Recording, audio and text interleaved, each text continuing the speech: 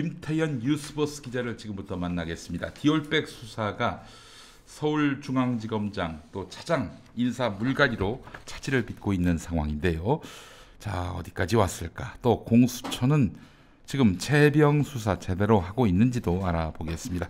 김태현 뉴스버스 기자님 나와 계시죠? 네, 기자님입니다. 아유, 오랜만에 뵙습니다. 네, 네, 오랜만입니다. 네, 지금 디올백 수사는 그 최재형 목사만 부르는 것 같아요.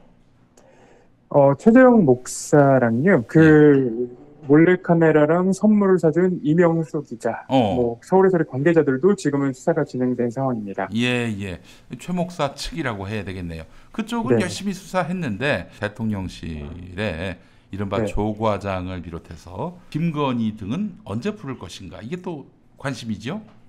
그 외부에서 디올백 수사를 검찰이 열심히 하고 있다라고 보시는 게 네. 사실과 다를 수 있습니다. 제대로 수사하는 게 아니에요? 최재형 목사나 제가 이제 서울에서의 관계자들 뭐 여러 사람들한테 취재를 해보니까요. 네. 검찰에서는 김건희 여사를 봐주기 위한 수사를 하고 있는 것 아닌가라는 의심이 되는 부분들도 굉장히 많이 보입니다. 네. 이원석 검찰총장이 특혜 없이 성역 없이 수사하라 이렇게 얘기했지만 이건 일종의 약속 대련이다 대통령실하고 그런 얘기했는데 제 말이 또 맞네요. 최근에 최재형 목사가 저희 뉴스버스랑 인터뷰를 했는데요. 그 인터뷰를 하는 과정에서 최재형 목사가 저희한테 얘기한 건 이 김건희 방탄 수사라는 느낌을 지울 수가 없었다라고 얘기를 했습니다. 예. 왜 그렇게 얘기를 했냐면 검사들이 논리를 만들어 놓고요. 최재형 목사한테 검사들의 논리가 맞는지를 물어보는 형태로 조사가 진행됐다고 해요. 그러니까 보통은 이제 어떤 혐의를 갖고 있는 사람을 소환을 하면 그러니까 지금 최재형 목사는 피의자거든요. 근데 이 소환 조사를 하면 검사들이 조사를 할 때 혐의에 대해서 캐묻고 그리고 내용을 확인하려고 하지 우리 검찰이 봤을 때는 뭐 이런 문제가 없는데 라고 얘기하는 경우는 없거든요. 예. 근데 이번 최재형 목사가 그 소환 조사를 받는 내용들이 이제 그 언론 보도를 통해서 나왔었는데 그 보도를 보면은 이런 내용들이에요. 검사들이 이렇게 질문을 해요. 예를 들면 김창준 전 미국 그 하원 의원에 대해서 그 최재형 목사가 자문위원으로 그 임명을 해줬으면 좋겠다. 힘을 써달라라는 얘기를 하거든요. 대통령실에다가 김건희에게다. 그렇게 이제 얘기를 하면은 그 김건희의 비서가 연락이 오는 그 형태가 반복이 되는데 검사가 질문을 이렇게 했다고 해요. 우리가 볼 땐 이 자문위원이 무슨 자문위원을 얘기하는 거냐? 라고 묻고 최재형 목사가 그 자문위원을 뭐 잘 모르겠습니다라고 얘기를 하니까 우리가 생각해도 무슨 자문위원 이런 자리가 있는지 난 잘 모르겠다. 나중에 자문을 해주고 싶다는 취지 아니었냐? 라는 식으로 이제 말을 바꿔간다는 거죠. 이 청탁이 아니게 만들려고. 그리고 이제 제가 좀 놀랐던 부분은 이 선물을 줬던 디올백이나 샤넬 화장품을 줬던 이유는 뭐 감사의 의미, 청탁의 의미가 있는 건데 검찰에서는 그냥 김건희를 만나기 위한 수단 중에 하나 아니었냐라는 식으로 이제 몰아갔다고 합니다. 근데 그 수단이라고 한다면 어떻게 이제 빠져나갈 수가 있냐? 이 청탁금지법의 취지가 사실은 이 뇌물이나 뭐 그런 것들을 배우자들이 받았을 때 이거 자꾸 빠져나가니까 그거 못 빠져나가게 만들어 놓은 법이거든요. 근데 여기에는 이제 직무 관련성이 있어야 돼요. 근데 만약에 만나기 위한 수단이었다. 그럼 직무 관련성이 약해지지. 없죠. 그러면 결국은 김건희 여사를 부를 필요도 없어지는 겁니다. 그래요? 검찰 입장에서는. 그러면 최재형 목사는 뭐라고 하셨어요? 최재형 목사는 저희한테 이제 청탁이 있었다는 점, 그리고 이게 관계 유지를 하기 위한 점, 그리고 이제 뭐 수단이었다. 그 세 가지 의미가 이제 다 있다. 청탁, 뭐 관계 유지, 그리고 만나기 위한 수단 세 가지 의미가 다 있다라고 얘기를 하는데 어쨌든 청탁의 목적이 있었다라고 얘기한 거 아니에요? 그렇죠. 근데 이제 검찰에서 논리를 짜놓은 건 그러니까 우리가 생각하는 일반적인 청탁, 뭘 해달라 이렇게 얘기할 수는 있지만 그게 법률적으로 처벌을 받을 만큼의 청탁은 아니다라는 논리를 짜고 있는 것 같아요. 김건희 봐주려고? 그렇죠. 사실 윤석열 대통령이 이미 두 차례 입장을 내지 않았었습니까? 첫 번째는 적절하게 내야지 못했다. 그리고 KBS 기자가 질문했던 선물을 놓고 갔다. 그리고 이번 이제 2주년 기자회견 때 그 현명하지 못한 처사였다. 이런 내용들을 얘기를 했는데 이건 결국은 검찰에 이제 가이드라인을 줬다고 볼 수밖에 없는 거죠. 아, 그래서 검찰에서는 특히 이제 네. 박균 중앙지검장 휘하에서는 청탁금지법과 무관한 사건으로 만들기 위해 지금 열심히 노력하고 있다. 이 최재형 목사 측을 취재하다 보면 어느 정도 얘기까지 나오냐면 네. 보통 이제 수사가 진행되는 동안 네. 변호인이 그 방어를 하고 그리고 어떤 부분을 얘기할지 어떤 부분을 얘기하지 않을지 그 부분도 이제 논의를 해야 되는데 네. 변호인이 필요가 없을 정도로 검찰이 호의적이라고 하는 상황이니까요. 결국은 이 수사가 제대로 진행될지 여부는 이미 결론은 나와 있는 것 아닌가. 검찰 차원에서는 이제 뭐 청탁금지법과 무관하다 이렇게 결론이 날 것이고 이미 그 국민권익위원회에서 그 뭐 전조가 보였다 이렇게 봐야 되겠어요. 법적으로 제재할 방법이 없다. 법적으로 제재할 뭐 조항이 없다라는 게 국민권익위원회 판단인 것 같은데요. 네. 뭐 이거 그냥 간단히 요약하면 네. 앞으로 영부인들 아니면 이제 고위공직자의 부인분들이 뇌물 많이 받으셔라라는 결론을 내리는 것과 다르지 않습니다. 정말 미친놈들 아닙니까 이게? 어떻게 이런 결론이 나올 수가 있어요? 아니 그렇죠.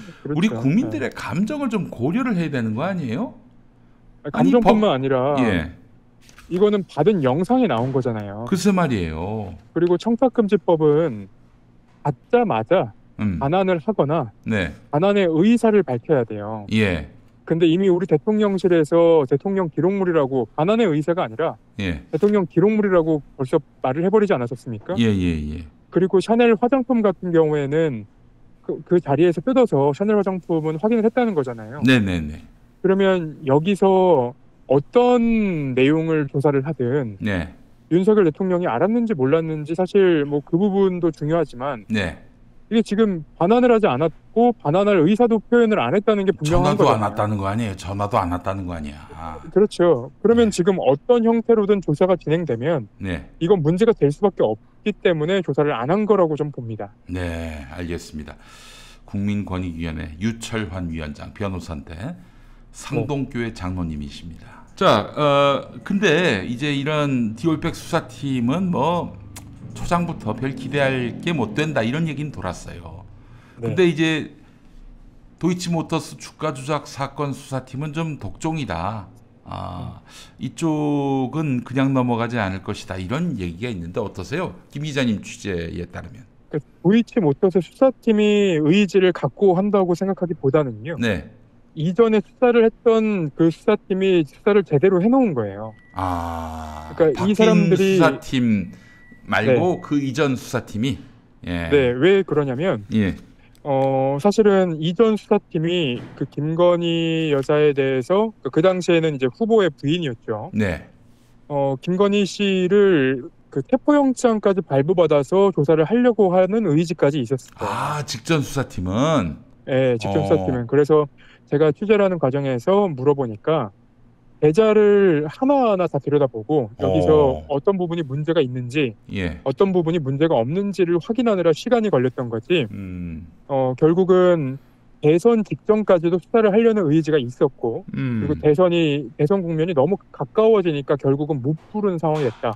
윤석열이가 이제 국민의힘 대선 후보가 되니까 더 깊숙이 들어갈 수 없는 상황이 된 거예요. 네. 근데 윤석열 대통령과 국민의힘에서 주장하는 그 문재인 정권에서 2년 넘게 탈탈 털었다. 이 얘기는 또 다릅니다. 이 말도 사실이 아니에요. 왜냐하면 그 직전 수사팀이 수사를 하기 전까지 윤석열 라인의 검사 또는 윤석열 총장에게 잘 보이고 싶은 검사가 그 사건을 틀어막고 있었어요. 그래서 수사가 제대로 진행되지 않았기 때문에 그 마지막 그 수사팀에서 윤석열 대통령이 대통령으로 되기 이전에 마지막 수사팀에서 계좌까지 하나하나 다 들여봤던 거예요. 그러니까 그 계좌를 다 들여본 내용 포함해서 그 결국 재판 뭐 권오수의 재판에서 이제 김건희 여사랑 그리고 장모 최은순 씨가 이득을 봤다라는 내용들까지 의견서가 제출이 됐던 거 아닙니까? 23억인가 그렇죠? 그렇죠. 그런 내용들이 제출될 수 있었던 건 이 수사팀에서 마지막까지 열심히 수사를 했기 때문이에요. 근데 그분들 중에 뭐 몇몇 검사는 해외 연수가고 뭐 그랬다면서요? 그 해외 유학을 보낸 거죠. 그러니까 이게 지금 그 당시에도 사실은 제가 뭐 그 많은 분들이 좌천시켰다 뭐 이런 식으로 주장을 해서 네. 제가 그 부분은 틀리다고 항상 말씀을 드렸었는데 예. 윤석열 그 당시에는 이제 한동훈 법무부 장관이었죠. 예. 이 두 사람은 인사를 잘 알아요. 그래서 좋은 자리에 보내주면 이 사람들이 딴 얘기를 하지 않을 거라는 것도 알고 있어요. 그래서 세계은행이라던가 아니면 이제 뭐 그런 좋은 자리에 보낸다면 사실 그 검사들 입장에서는 부담스러운 수사 내려놓고 자기가 가고 싶은 곳 가는 상황이기 때문에 불만이 생길 수가 없죠. 일종의 회유를 한 것이다. 그렇죠. 손준성 검사장과 똑같은 사안이라고 봅니다, 저는. 아, 그래요. 그 사람도 그리고 저기 뭐 저 송무부장 보내고 고법이었나요? 그렇죠. 예. 그랬다가 또 저 대구지검 검사장으로 또 보냈고. 예. 그리고 너무 이제 이거는 기사에 안 담겼던 내용인데 재미있는 것 중에 하나는 이제 도이치모터 수사를 했던 그리고 공판까지 맡았던 두 검사 중에 한 명이 세계은행으로 가고 한 명은 인천지검으로 전보가 됐거든요. 근데 인천지검으로 전보가 된 그 검사의 집이 원래 중앙지검에 있던 검사인데 집이 인천이에요. 그러니까 집 근처로 전보를 보내주고 그리고 그분의 부인도 검사거든요. 그분은 인천지검에 있었는데 그분은 중앙지검으로 갔어요. 그러니까 이거는 결국은 모두에게 혜택을 준 걸로 봐야죠. 야, 그러면은 이 김건희 이거 문제 많은데라고 생각했더라도 나중에는 아유 아름다워 보이시네 이럴 수도 있겠어요. 예. 그냥 수사하던 부담을 내려놓고 자기가 가고 싶은 곳 아니면 이제 원하는 곳으로 보내준 것으로 봐야죠. 그 결국 이제 주가 조작이나 그 명품 수수 모두 다 기대하기 어렵겠네요. 검찰 차원에서. 검찰 차원에서는 저는 디올백 수사에 대해서는 저는 무혐의가 나올 가능성이 매우 높다고 생각을 하고요. 그리고 도이치 수사의 경우에는 지금 왜 갈등설이 불거지는지를 생각을 해보면 이 사건은 쉽게 결론 내리진 못할 거다라는 생각을 그러니까 윤석열과 이원석의 갈등설인 거죠. 이 윤석열과 송경호의 갈등설이었죠. 그러니까 이원석 검찰총장의 의지가 있는지는 전 잘 모르겠어요. 근데 다만 이제 송경호 검사장이 있을 때의 그 어떤 이제 갈등설이 불거졌었는데 그 갈등설이 불거졌던 이유는 이 현장에서 수사를 하는 검사들이 이렇게 무혐의로 종결을 할 수는 없다. 김건희 여사를 한 번은 불러야 된다. 이런 내용들을 얘기를 한 것 같아요. 제가 볼 때는. 근데 그 김건희 여사를 부른다고 하니 당연히 용산에 보고를 받은 용산에서는 얘네가 내 뒤통수 치려고 하는구나라는 판단을 할 수밖에 없는 거고요. 그렇죠. 그래서 지금 여전히 수사팀은 김건희 여사를 불러서 그러니까 서면 조사가 아니라 김건희 여사를 불러서 조사를 해야지 종결을 할 수 있다고 주장을 하고 있을 겁니다. 네, 알겠습니다. 최병 순직 사건 수사 외압 의혹. 외압. 이거 공수처가 하고 있는데 사실상 검사 한 명이 수사하고 있다고요? 공수처 내부 사정을 조금 설명을 드려야 되는데요. 공수처가 여러 사건들을 하고 있습니다. 근데 지금 최혜병 사건을 수사하는 곳이 어떤 사건들을 또 수사를 하고 있냐? 감사원 전현희 의원 관련된 감사원 사건을 수사를 하고 있고요. 그리고 이정섭 검사의 마약 수사 무마 의혹을 또 수사를 하고 있습니다. 그러면 한 검사가 그 팀에서요. 근데 그렇게 되면 어떤 문제가 생기냐? 인력 배치가 안 돼요. 그래서 지금 한 명밖에 배치가 안 된 상황이고 사실 감사원 사건을 왜 여태까지 쥐고 있는지는 의문입니다. 왜냐하면 벌써 한 2년 정도가 2년 가까이 지난 사건이고 이 사건은 빨리 종결을 해야 되는데 종결을 하지 않고 이 사건을 계속 쥐고 있다는 게 사실은 문제예요. 이 사건을 빨리 마무리해야 인력을 투입해서 최혜병 그 사망 사건 수사 외압 사건도 수사를 이게 지금 수사가 제대로 진행되지 않는다라는 얘기가 이제 나오는 거고 뭐 초반에 당연히 이 최혜병 그 사건 관련해서는 뭐 외압이 있었다 뭐 혹은 뭐 사건을 수사를 제대로 못하게 하려는 의도가 있었다 뭐 이런 얘기들도 당연히 나오는데 그게 꼭 제가 이제 취재를 해보면 정말로 외압 때문에 수사를 못한 것인가? 또 하면 그건 또 아닌 상황이더라고요. 외압 때문은 아니다.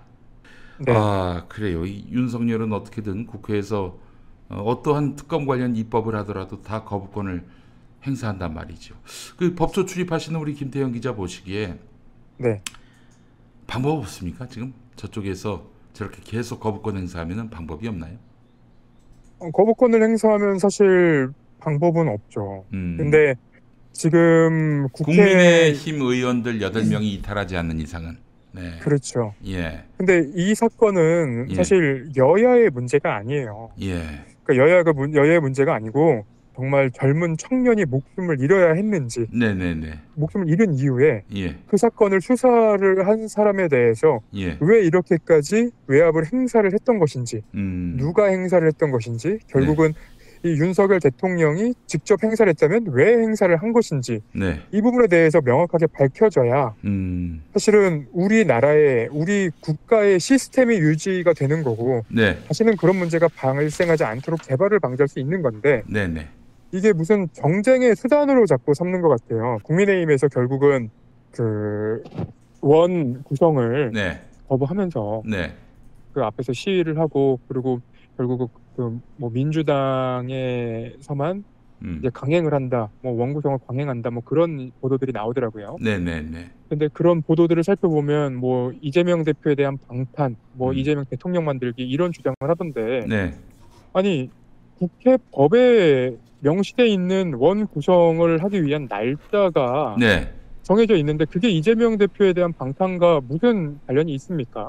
오히려 이렇게 원 구성을 방해하는 것이 이 최상병 특검, 그리고 김건희 특검, 그리고 여러 지금 의혹들을 수사하지 못하도록 하기 위한 국민의힘의 그 김건희 윤석열 방탄으로 볼 수밖에 없는 상황인데, 그런 주장을 그냥 정치적으로 정쟁의 수단으로 삼으면 국민들의 신뢰를 받을 수 없다라는 말씀을 좀 드리고 싶습니다.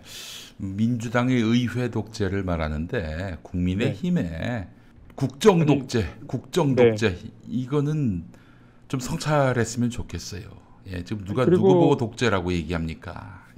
그리고 앞으로 사실 정치권이 이번 기회를 바탕으로 좀 저는 각성을 해야 된다고 생각을 하는데, 우리나라는 3권이 분리가 돼 있는 나라예요. 그러니까 행정부가 있고, 그리고 국회는 입법부이고, 그리고 사법부, 세 곳에서 이제 균형을 맞추고 서로 견제를 해야 나라가 건강하게 돌아갈 수 있는 겁니다. 근데 이 행정부에, 그러니까 그 국민의힘에서 나온 대통령을 지키기 위해서 입법부가 입법부의 권한을 내려놓고 행정부의 쫄자가 되려고 한다면, 그러면 3권 분립이라는 그 큰 원칙을 그냥 무시하는 거예요. 그렇지. 그러니까 그럼 우리나라가 건강하게 돌아갈 수 없다는 얘기가 되는 겁니다. 맞습니다. 알겠습니다. 뉴스버스 김태현 기자님과 함께 현재 검찰 공수처 수사 상황을 상세히 짚어봤습니다. 오늘 여러 가지 정보 주셔서 감사합니다. 감사합니다.